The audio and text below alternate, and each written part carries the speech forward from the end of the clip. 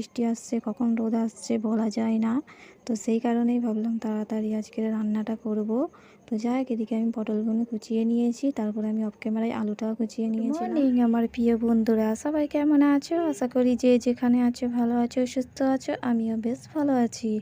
আজকে আবার একটা নতুন ব্লগ নিয়ে হাজির হয়ে গেলাম তোমাদের কাছে। আশা করব প্রত্যেক দিনের মতো আমার আজকের ব্লগটা তোমাদের খুব ভালো লাগবে। তাই ভিডিওটা না টেনে টেনে সম্পূর্ণ দেখার অনুরোধ রইল। আজকের ব্লগটা এই যে আমি একদম সকাল থেকে শুরু করছি। সকালে ঘুম থেকে উঠে নিয়ে আমি সব কাজকামগুলো সেরে নিয়েছি। তারপরে দোকান থেকে চা নিয়ে চলে এসেছি। আর এই যে বিস্কিট দেখতে পাচ্ছ, আর এই যে ক্রিম রোলটা, এটা আমার মা দিয়ে গিয়েছিল, তো বাড়িতে ছিল আর শুধু চাটা কিনে নিয়েছি।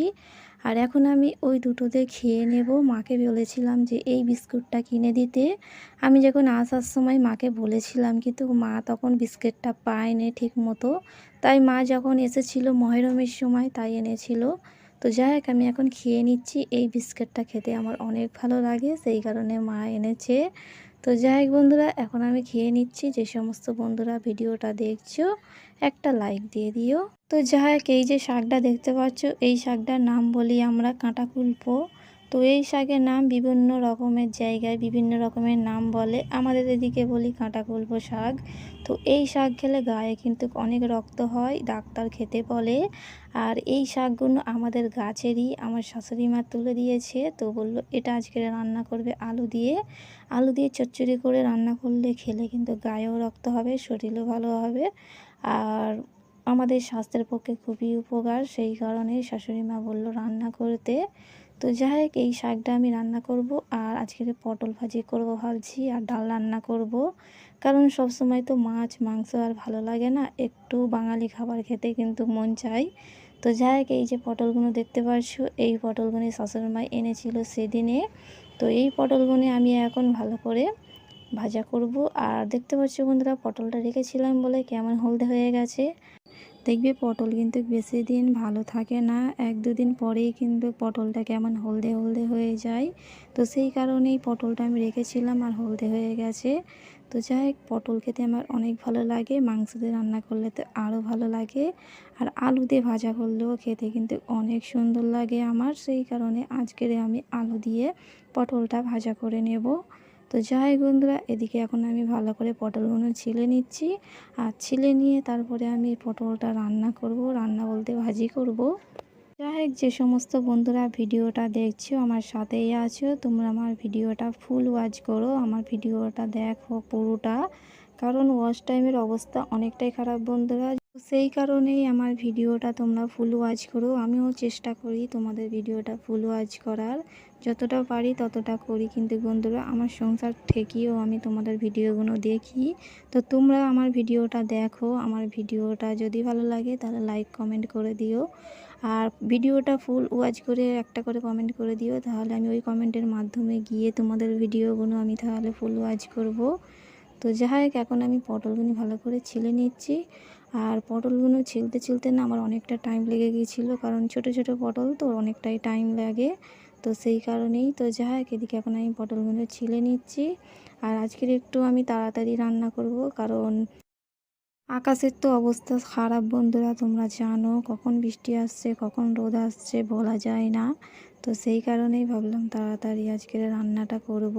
তো যাই হোক, এদিকে আমি পটলগুলো কুচিয়ে নিয়েছি, তারপরে আমি অফ ক্যামেরায় আলুটাও কুচিয়ে নিয়েছিলাম। তো এখন আমি ভালো করে বলে আমি জল দিয়েছি, দিয়ে এখন আলু আর পটলটা দিয়ে আমি ভালো করে ধুয়ে নেব। ধুলেই তাহলে পরিষ্কার হয়ে যাবে আমার কাজটা, তাহলে তাড়াতাড়ি হয়ে যাবে রান্না করার সময়, তাহলে আর বেশি করে ধুতে হবে না। তো যাই হোক, এদিকে এখন আমি ভালো করে আলু আর পটলটা ধুয়ে নিচ্ছি। ধুয়ে নিয়ে তারপরে আমি রান্নাটা করে নেব। তো যাই হোক বন্ধুরা, তারপরে আমি শাকটাও ধুয়ে নিচ্ছি এদিকে। শাকটা কিন্তু দেখতে পাচ্ছি বন্ধুরা কত সুন্দর ফ্রেশ শাক। আর এই শাক খেতে আমার অনেক ভালো লাগে বন্ধুরা, প্রায় শাশুড়ি মা তো দেয়, তোমরা দেখেছো।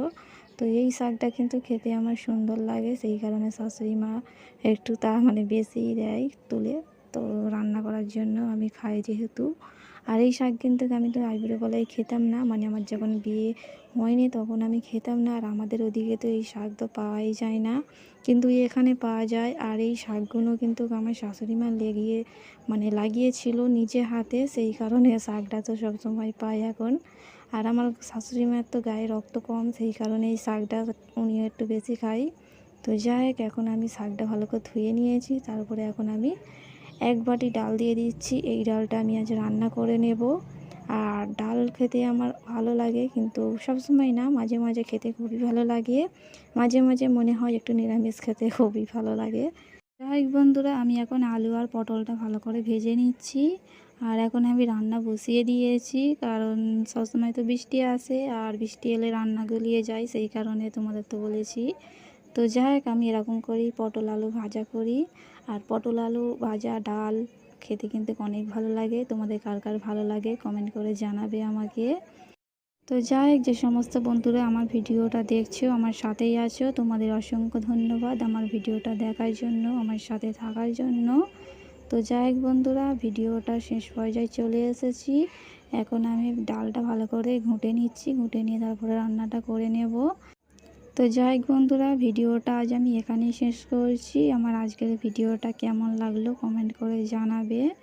তো যাই হোক বন্ধুরা, তোমরা সবাই ভালো থেকো, সুস্থ থেকো, সবাই নিজের খেয়াল রেখো। দেখা হবে আর একটা নতুন ব্লগে। ততক্ষণে টাটা।